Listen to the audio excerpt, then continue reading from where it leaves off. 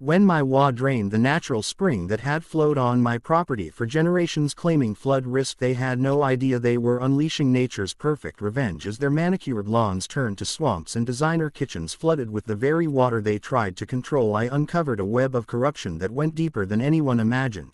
"They can't take your water," my wife Sarah yelled as she slammed the official WA notice on our kitchen table. I picked up the paper with shaking hands, reading the words that would turn our peaceful life upside down. The natural spring that had bubbled on my family's property for over 100 years was now labeled a flood hazard by the Cascade Heights WA. Victoria Reed, our WA president, had been eyeing my spring since she moved in 6 months ago. She called it an eyesore during her very first neighborhood walkthrough. "That muddy puddle brings down property values," she sneered, not bothering to learn that this puddle provided fresh water for local wildlife and kept our section of the neighborhood naturally cool during scorching summers. The notice gave me 30 days to eliminate the water source or face daily fines of $500. I felt sick to my stomach. This spring wasn't just water, it was my grandfather's legacy. He built stone pathways around it, planted willows that now stood 40 feet tall, and taught me to skip rocks across its surface when I was 5. 2 days later I attended the emergency WA meeting armed with photos of the spring through different seasons and a petition signed by 12 neighbors who loved it. Victoria sat at the head table like a queen on her throne, flanked by her loyal board members. Martha, my next-door neighbor who'd always borrowed cups of sugar, now sat beside Victoria, avoiding my eyes. "The spring poses significant risk to our community's foundations," Victoria announced, holding up a thick report. "This geological survey confirms potential flooding could cause millions in damage." I stood up, my legs trembling but my voice steady. "That spring has existed since before these houses were built. There's never been a single flood incident. Times change, water tables shift," Victoria countered smoothly. "We can't risk our children's safety for sentiment." "What children?" I asked. "The nearest house with kids is 3 blocks away." The room buzzed with whispers. Some neighbors nodded in agreement with me, but others looked worried, whispering about their mortgages and insurance rates. Martha suddenly spoke up. "I've noticed more mosquitoes lately. Standing water breeds disease." She still wouldn't meet my eyes. That's when I realized this wasn't about flooding at all. Victoria wanted my property value to drop so her developer friend could buy it cheap. I'd overheard her at the summer barbecue talking about maximizing land use potential in our area. "I demand to see this geological survey," I said. "Who conducted it? When did they visit my property?" Victoria's smile tightened. "The report is confidential to protect the surveyor from harassment." "That's not how property assessments work," called out Mr. Peterson, a retired lawyer from down the street. "The homeowner has a right to review any reports about their land." Victoria's face reigned. "We're not here to debate procedure." All in favor of the spring removal? 7 hands shot up, all board members and their close friends. The motion passed as people filed out. I caught Martha in the parking lot. "Why are you doing this? You used to bring your grandkids to feed the ducks at my spring." She glanced around nervously. "Victoria promised to approve my home addition if I supported her. I need that extra bedroom for when my daughter visits." My heart sank. Victoria was buying votes with favors. I drove home in a daze, wondering how to fight a system rigged against me. That night I couldn't sleep. Around 2 o'clock a.m. I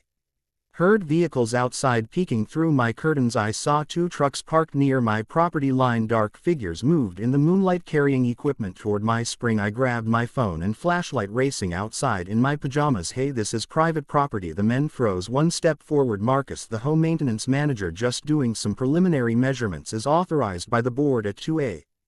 Without notifying me, Victoria emerged from the shadows, clipboard in hand. "The WA has 24-hour access rights for safety inspections. It's in your contract. This isn't an inspection. You're planning something." She smiled coldly. "We're being proactive about resident safety. Go back to bed." I stood my ground until they left, but I knew they'd return the next morning. I called 3 lawyers. 2 declined after hearing WA dispute, and the third wanted a $5,000 retainer just to review my case. Desperate, I visited the county records office. Hours of searching revealed something shocking. The geological surveyor Victoria hired was her brother-in-law, whose license had been suspended 2 years ago for falsifying reports. I also discovered that Cascade Heights was built on an ancient watershed system. My spring wasn't just decorative, it was a crucial pressure release for underground water flow. Locking it could cause serious problems for the entire neighborhood. Armed with this information, I requested another WA meeting. Victoria denied it, citing no new evidence, but I had one more card to play. I created a simple website with all my findings, including photos photos of the spring's 100-year history and the truth about the fake geological report. Then I shared it on our neighborhood Facebook group. Within hours, comments poured in. Some residents remembered the spring's history, others questioned the rush decision. A few board members privately messaged me admitting they felt pressured to vote yes. Victoria responded by sending Candaceist letters claiming defamation, but truth isn't defamation, and I kept posting. Then came the turning point. Mrs. Henderson, who lived in Cascade Heights for 60 years, posted a comment that changed everything. That spring saved our neighborhood during the 1978 drought when the city water failed. We all got our drinking water from that spring. It's not just pretty, it's essential. Suddenly people were listening. They shared their own memories, their doubts about Victoria's motives. The tide was turning, but Victoria wasn't finished. That night I received an anonymous call: drop the website or you'll regret it. The voice was disguised, but I recognized the threat in its tone. The sound of heavy machinery jolted me awake. At dawn, industrial pumps lined my property border, their engines roaring as they sucked water from my spring. Victoria stood supervising, designer sunglasses hiding her eyes, while Marcus directed workers in orange vests. I ran outside, still in my pajamas. Stop, this is illegal. Victoria turned unfazed. Article 7 Section 3 of the HOA bylaws: we have authority to address immediate safety hazards. She waved official-looking documents. Judge Keller signed this emergency order last night. My spring, which had flowed crystal clear for generations, was turning into a muddy pit before my eyes. 100-year-old lily pad shriveled as water levels dropped. A family of ducks waddled confusedly around their disappearing home. I called 911, but the operator said it was a civil matter. I called animal control about the displaced wildlife, but they needed 48 hours notice. I felt helpless as my family's legacy drained away through industrial hoses. Sarah emerged with her phone recording everything.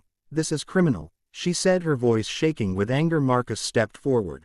Ma'am, I need you to stop filming. This is private HOA business. This is my property, I countered. And that's my spring you're destroying. By noon the spring was gone. A crater of cracked mud remained where water once sparkled. The willow trees already showed signs of stress, their leaves curling. Martha appeared at her fence line that afternoon, planting new roses. Sorry about your water feature, she said without looking up, but property value should improve now.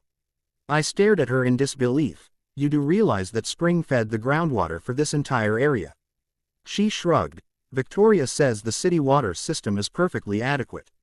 That evening I met with Sam, a hydrologist friend from college. He studied my property maps and historical surveys, his face growing increasingly concerned. This is bad, he muttered. Really bad. Your spring wasn't just decorative, it was a pressure release valve for the entire aquifer system. What happens without it? The water has to go somewhere. It'll find the path of least resistance, probably through people's basement. I felt a glimmer of hope. If I could prove the spring's importance, maybe I could force them to restore it. We spent the next week gathering data. Sam installed monitoring equipment around the neighborhood, measuring soil moisture and groundwater levels. The readings were alarming. Pressure was building rapidly. I tried presenting this information at the next HOA meeting, but Victoria had changed the rules. Only board members can add agenda items now, she announced smugly. Frustrated, I went public. Local news picked up the story. Historic spring destroyed by HOA. Reporters interviewed Mrs. Henderson about the 1978 drought. Environmental groups expressed outrage. Victoria fought back with her own media campaign. She hired a PR firm to paint me as a disgruntled homeowner spreading misinformation. They released statements about modernizing infrastructure and protecting families. The battle escalated. Victoria filed a lawsuit for defamation. I countersued for property damage. Legal bills mounted on both sides. Then the first basement flooded. The Johnsons, who lived 6 houses down, woke up to 3 in of water in their finished basement. Their insurance called it groundwater intrusion, not covered. 2 days later the Garcas reported water seeping through their foundation. Then the Parkinsons. Then Martha. I watched from my window as Martha frantically bailed water from her basement, her prized roses drowning in the oversaturated soil. Part of me felt vindicated, but mostly I felt sad. This was also preventable. Emergency HOA meetings became weekly events. Residents demanded answers. Victoria kept deflecting. These are isolated incidents, she insisted. Old pipes per drainage, nothing to do with the spring. But Sam's data told a different story. The aquifer, without its natural release valve, was forcing water up through any available crack. The entire water table was destabilizing. I shared Sam's findings on the neighborhood Facebook group. Comments exploded. My sump pump hasn't stopped running in days. There's a spring bubbling up in my backyard now. My foundation guy says this could cost $50,000 to fix. Property values plummeted. 3 houses went up for sale. The local news returned, this time with headlines like HOA's decision creates neighborhood nightmare. Victoria grew desperate. She tried to blame the city, the weather, global warming, anything but her own decision. She even suggested I had sabotaged the neighborhood somehow. But the real bombshell came when Mr. Peterson, the retired lawyer, did some digging of his own. Follow the money, he told me over coffee. Victoria's brother brother-in-law doesn't just do fake surveys, he owns a drainage company. We discovered that Victoria had awarded a $2 million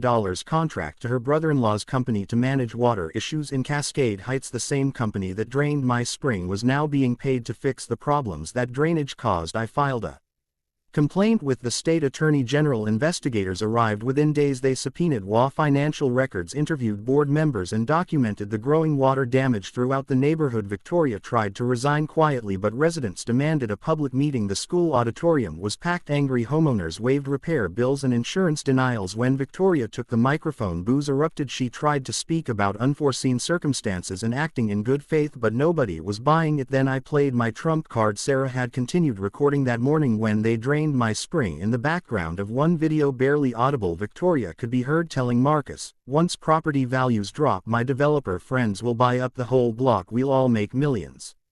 The auditorium exploded. People shouted for Victoria's arrest. Ward members resigned on the spot. Martha publicly apologized, admitting Victoria had promised her special favors. State investigators took Victoria into custody. That night she faced charges of fraud, conspiracy, and misuse of HOA funds. Her brother-in-law's company went bankrupt. The developer's scheme collapsed, but our problems were just beginning. The neighborhood was still flooding. Insurance companies had declared it a man-made disaster. Homeowners faced financial ruin. In the end, it took a federal disaster declaration to get help. Engineers worked for months to restore the natural water flow. My spring was rebuilt, but it would take years to fully recover the cost, over $10 million. Most came from Victoria's seized assets and the hose insurance. She got 15 years in prison. Martha now leads a reformed HOA focused on environmental preservation. She tends a memorial garden where my spring flows again, teaching children about the importance of working with nature, not against it. As for me, I learned that sometimes the best revenge isn't elaborate schemes, it's simply letting nature take its course. Water always finds its way, and so does justice. The knock at my door startled me awake. I blinked at my phone. 3:27 a.m.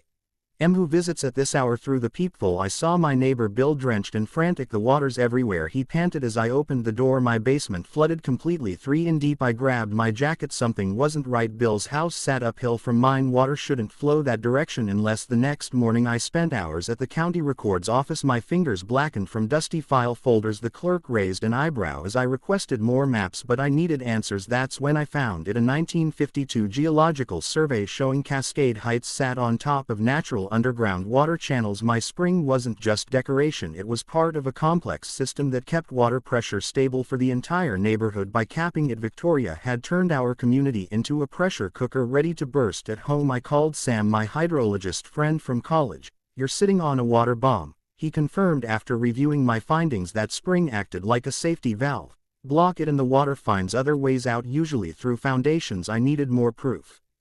Using a borrowed ground-penetrating radar, I mapped water movement under our streets. The readings were terrifying. Water pressure had doubled in just 2 weeks. At this rate, half the neighborhood would be underwater by spring. The next HOA meeting was packed. Residents complained about damp basements and cracking foundations. Victoria sat at the head table, perfectly composed in her designer suit. "These are isolated incidents," she insisted, shuffling papers. Our drainage expert assured us, "Your expert never even visited the site." I stood up, holding the geological survey. "This proves our spring was essential for water management." Martha jumped to her feet. "Victoria has increased our property values by 20%. Why should we trust you over our successful board president?" Murmurs of agreement rippled through the crowd. I realized Victoria had bought their loyalty with false promises. "Ask yourself why she rushed this project," I pressed on. "Why hire consultants who never inspect the property? Why ignore decades of natural balance?" Victoria's smile tightened. "Motion to adjourn this." "Wait," Bill interrupted. "My insurance adjuster says the flooding is from disrupted groundwater. They won't cover the damage." The room erupted in worried chatter. Victoria banged her gavel repeatedly, but order wouldn't return. I met Sam outside afterward. "There's something else," he whispered, glancing around nervously. I traced the drainage contractor. "It's owned by Victoria's brother-in-law. She's getting kickbacks. Can you prove it?" "Working on it, but be careful. She's got powerful friends." That evening I installed security cameras around my property. If Victoria was corrupt, she might try anything to silence me. Sure enough, at midnight I caught footage of someone tampering with my water meter. The figure wore a hood, but I recognized Marcus, the home maintenance manager. He was trying to frame me for the flooding. I backed up the video to 3 separate drives. This was bigger than I'd imagined. The following week more basements flooded. The community pool cracked from underground pressure. Even Victoria's allies began questioning her decisions. I spent nights researching water rights law, discovering the HOA had violated multiple state regulations. They'd needed permits for major drainage changes, permits they never obtained. At the library I found newspaper articles about Victoria's previous HOA. She'd resigned suddenly after financial irregularities. The pattern was clear, but I needed solid evidence. Then Martha appeared at my door, mascara running down her cheeks. "My roses are dying," she sobbed. "The yard's completely waterlogged." Victoria promised this would never happen. "Did she promise you anything else?" I asked gently. Martha hesitated, then nodded. "A board position, extra votes on landscaping committees." But now she gestured helplessly at her ruined garden. I showed her my research. Her eyes widened with each document. "She's been playing us all," Martha whispered.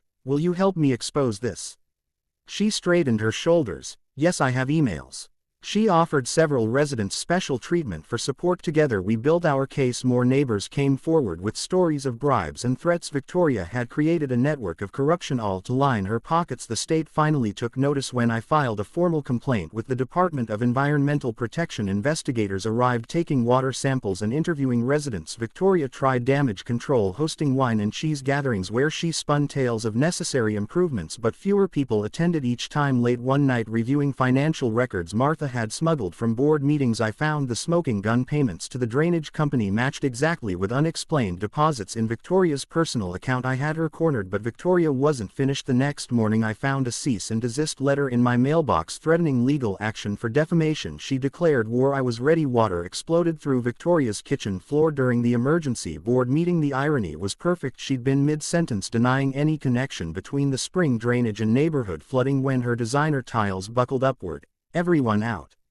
I shouted as water sprayed toward the ceiling. Ward members scrambled for the exits. Expensive shoes ruined in the sudden indoor lake. Victoria stood frozen, watching her granite countertops crack from the pressure. "This is impossible," she kept repeating. But I knew better.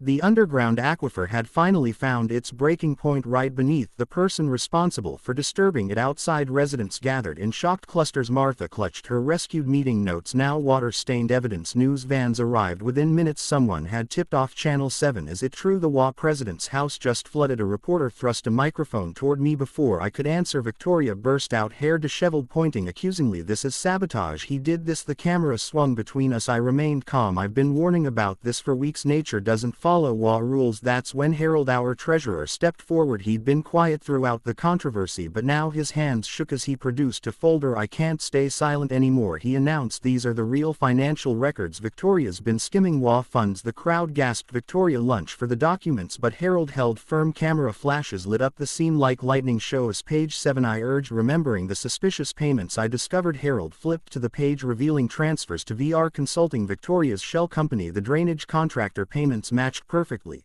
"This is a setup," Victoria shrieked. The water continued gushing from her house, a natural metaphor for her crumbling empire. State investigators arrived by afternoon. They'd received my complaint but hadn't acted until the public flooding incident. Now they swarmed the neighborhood collecting evidence. I guided them to key locations showing how the drainage system violated environmental codes. They took soil samples, measured water tables, and interviewed residents. Martha became our star witness. She promised me preferential treatment. She told investigators, said my property value would double if I supported the spring removal. More neighbors came forward. Victoria had offered everyone something: reduced fees, committee positions, expedited approvals. Her corruption ran deep. The insurance companies sent their own investigators with documented WA negligence. They denied all flooding claims. Residents faced financial ruin. We trusted her. Bill said, surveying his destroyed basement. "Now we're losing everything." I organized a community meeting at the local school gym. Neutral territory. Residents needed answers and solutions. "We can fix this," I explained, presenting restoration plans. "But first we need to remove corrupt leadership and recover stolen funds." That night, security cameras caught Victoria loading boxes into her car. I called the sheriff immediately. They intercepted her at the county line with WA laptops and shredded documents. Her arrest made headlines. WA president caught fleeing after flood scandal. The mush shot showed her designer outfit mud-splattered. Here, wild, a far cry from her polished image. During interrogation, she cracked. The full scope emerged: years of embezzlement across multiple HOAs. She targeted communities with valuable natural features, destroying them for profit. The trial moved quickly. I testified about discovering the geological surveys, the illegal drainage, the tampered water meter. Martha described the bribery attempts. Harold explained the financial fraud. Victoria's defense claimed she'd acted for community benefit, but prosecutor Sarah Chin systematically destroyed each argument. The security footage of her counting cash with contractors sealed her fate. Guilty on all counts, the judge declared Victoria received 15 years for fraud, environmental violations, and conspiracy. Her assets were seized to fund neighborhood restoration, but legal victory couldn't immediately fix flooded homes. Engineers worked overtime designing systems to restore natural water flow. The spring needed careful reopening to prevent further damage. Insurance battles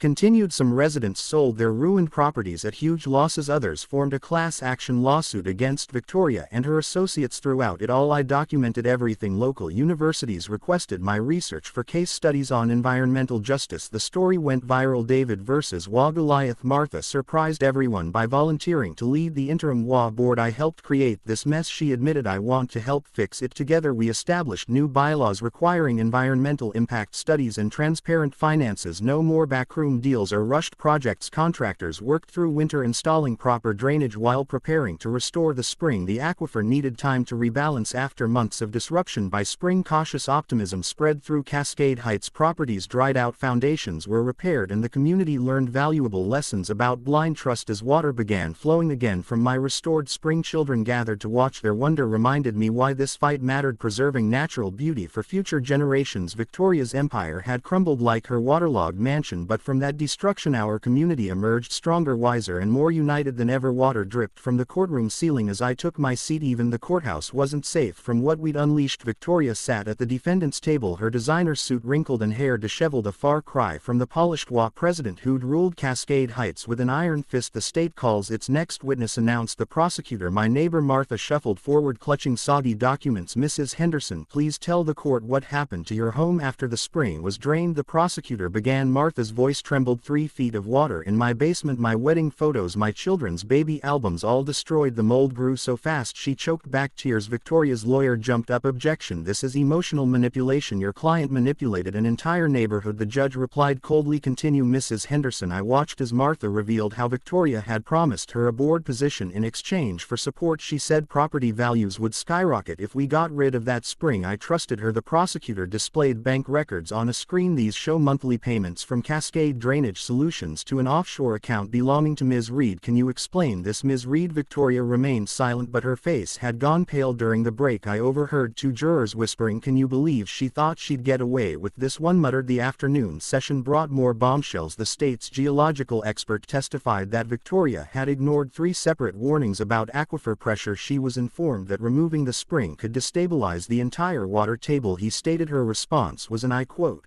"I don't pay you for opinions."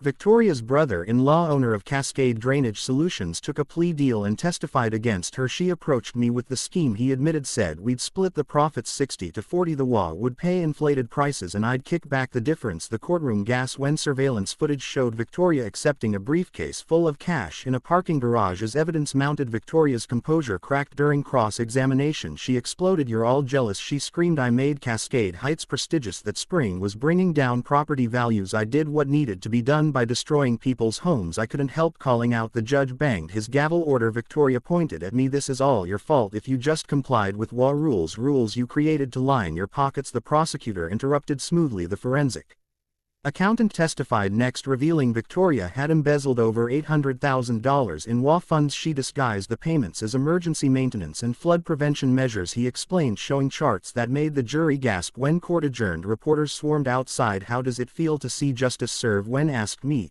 this isn't about revenge, I replied carefully, it's about accountability. Our community trusted her and she betrayed that trust. That evening, emergency crews worked overtime as another basement flooded. The local news ran our story alongside footage of waterlogged homes. WA president's greed creates environmental disaster. The headline read, my phone buzzed with messages from residents. Some thanked me for exposing the truth, others blamed me for their ruined homes. The community was divided, but at least now they knew the truth. Victoria's defense crumbled the next day when emails surfaced showing she'd planned the scheme months before anyone complained about my spring. Target the water feature first, she'd written to her brother-in-law. Create a problem, then offer our solution. The jury deliberated for only 3 hours. Guilty on all counts. the foreman announced. Victoria slumped in her chair as the judge detailed her crimes: fraud, embezzlement, environmental destruction, and racketeering.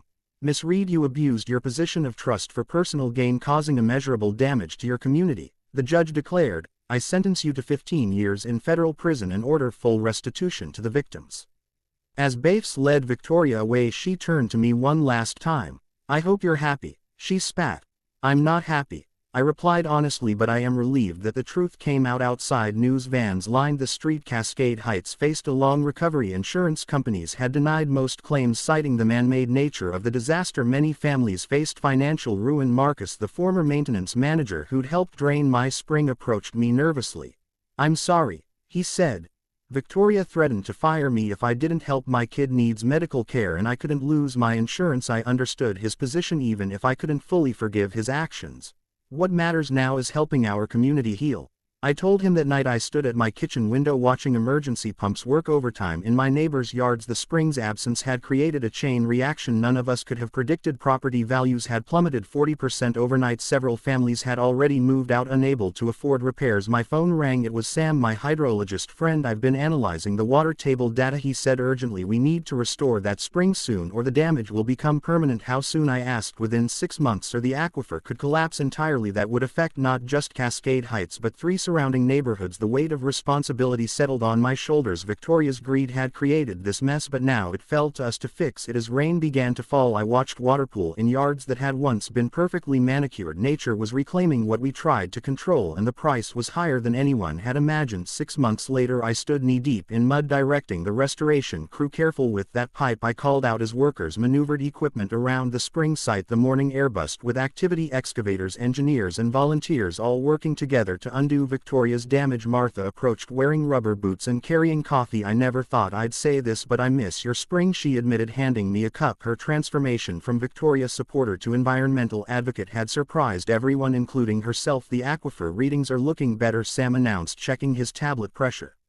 stabilizing, but we're not out of danger yet. The restoration wasn't just about bringing back my spring, it was about saving our entire community. Federal disaster funds combined with Victoria's seized assets barely covered the costs. Every resident had pitched in, from the elderly couple who made sandwiches for workers to teenagers who helped clear debris. 3 weeks into restoration, we had our first major setback. A utility line Victoria had illegally installed without permits ruptured, flooding the work site. Progress halted as we dealt with contaminated soil and damaged equipment. This is exactly what Victoria wanted, one frustrated neighbor complained at an emergency meeting. Even from prison, she's still causing problems. No, I corrected firmly, this is what happens when someone cuts corners. We're doing this right, even if it takes longer. The breakthrough came unexpectedly. While excavating, we discovered an old Native American water management system, stone channels that had naturally regulated the spring for centuries before modern development. Our indigenous consultant, Dr. Sarah Clearwater, was amazed.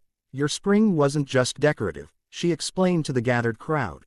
It was part of a sophisticated network that kept this entire area in balance. This discovery changed everything. Instead of simply restoring the spring, we incorporated traditional wisdom with modern engineering. The project became a model for sustainable development, attracting attention from environmental groups nationwide. Local schools brought students to learn about water ecology. Martha started a community garden using responsible irrigation methods. Even former skeptics began to understand the connection between nature and neighborhood health. The day we finally reopened the spring, hundreds gathered to watch as the first clear water bubbled up. Children cheered and adults wiped away tears. The sound of flowing water, absent for so long, felt like music. I want to thank everyone who believed in this project, I said to the crowd, especially those who initially opposed it but were willing to learn and change. Martha stepped forward as the new WA president. I'm proud to announce our revised bylaws. From now on, all environmental decisions require community input and expert consultation. The transformation extended beyond water management. Property values began recovering as our story attracted environmentally conscious buyers. Cascade Heights became known not for its WA drama but for its innovative approach to suburban ecology. 6 months after restoration, our neighborhood hosted its first spring festival. Artists painted murals depicting the aquifer system. Local restaurants served dishes using herbs from Martha's community garden. Children splashed in designated areas of the spring, their laughter echoing through the neighborhood. Victoria's former mansion, seized by authorities, became the Cascade Heights Environmental Education Center. Inside, displays explained the disaster and its lessons. A prominent exhibit featured the the corrupt emails and fake geological reports serving as a warning about unchecked power. I often gave tours sharing our story with visitors. The spring taught us that everything's connected. I'd explain when we try to control nature without understanding it, we create problems we can't foresee. Not everything was perfect. Some families never returned their trust in the community. Broken others still struggled with repair costs, but we learned to work together, to question authority when necessary, and to respect the natural systems that sustained us. 1 year after restoration, the spring received official protection status. No future HOA could drain it without extensive environmental review. We created legal safeguards to prevent another Victoria. The most satisfying moment came during a surprise